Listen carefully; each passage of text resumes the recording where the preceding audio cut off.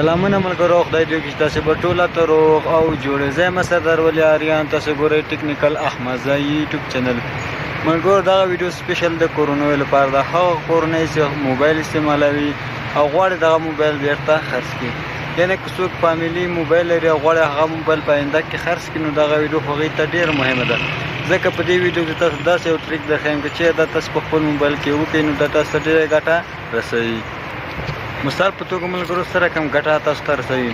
که چېرې تاسو فامیلي موبایل لرئ او په هغې کې ستاسو شخصي عکسونه وي، مثلا د خور یا د بل شي داسې شخصي عکسونه وي او تاسو دغه موبایل سټور کړی وي یا هم دغه عکسونه تاسو ډیلیټ کړي هم وي او بیا لاړ شي دغه موبایل تاسو خرڅ کړئ، خو دغه عکسونه ملګرو هلته پکې پاتې کېږي.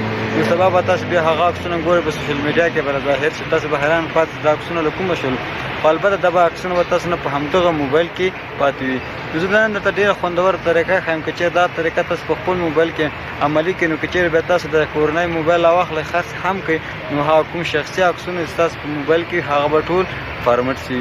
نو ډېر زبردسته ویډیو ده ملګرو. زه مثلا دا طریقه درښیم که چېرې ستاسو په فامیلي موبایل او هغې کې ستاسو شخصي عکسونه او غواړئ هغه موبایل بیرته خرڅ کړئ او دا ویره لرئ چې په دې کې زموږ د شخصي عکسونه کورنۍ عکسونه پاتې شي، خو غواړئ چې هغه عکسونه پاتې نه شي او ستاسو عزت ستاسو ناموس خوندي وي، نو دغه ویډیو خامخا سره وګورئ او دغه ویډیو له خپلو ملګرو سره ضرور شریکه کړئ، ځکه دا ویډیو ډېره مهمه ده او ډېر افغانانو ډېر مسلمانانو ته به په ګټه ورسېږي. نو که چېرته ویډیو کې څه انفارمیشن درته ملاو شو نو ویډیو سره لایک کړئ او چینل هم سره سبسکرایب کړئ. راځئ چې په ویډیو باندې پیل وکړو.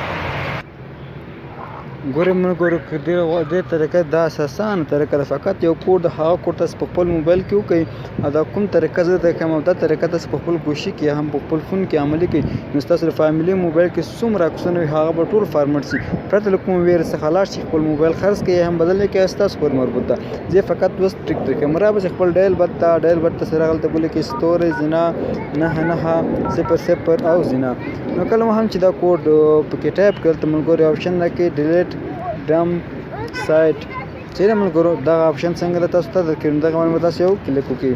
ملګرو دلته لیکلی ډیلیټ ډم سایټ صحیح ده ملګرو. نو په دغه باندې به کلیک وکړئ. دلته به څنګه کې ملګرو دلته موږ ته ډمپ ریزلټ راکوي، یعنې ملګرو ډمپ څنګه شو ډیلیټ شو. دلته تاسو وګورئ ډیلیټ ډمپ. نو دا مو څه کله ووهو نو دلته ملګرو بیا په اوکې آپشن باندې کلیک وکړئ. نو کله هم چې اوکې آپشن ووهو نو کوم شخصي ډیټا ستاسو په موبایل کې وي هغه به ټول ملګرو ډیلیټ شي، یعنې کوم عکسونه ستاسو موبایل رسټور کړی وي بیا هم تاسو ویره لرئ چې زموږ دې کې شخصي ډیټا پاتې وي، نو په دغه کوډ وهلو سره به هغه ټوله ډیټا ختمه شي. نو دا ملګرو زموږ نن ورځې کوچنۍ ویډیو هیله چې دغه ویډیو کې مې یو څه شی زده کړي. که چېرې مو ویډیو خوښي ویډیو سره لایک کړئ، چینل هم سره سبسکرایب کړئ. نو تر بیا پورې چې داسې ښه خوندور معلوماتي ویډیو د ټیکنیکل احمدزی یوټیوب چینل ستاسو اپلوډ کړم.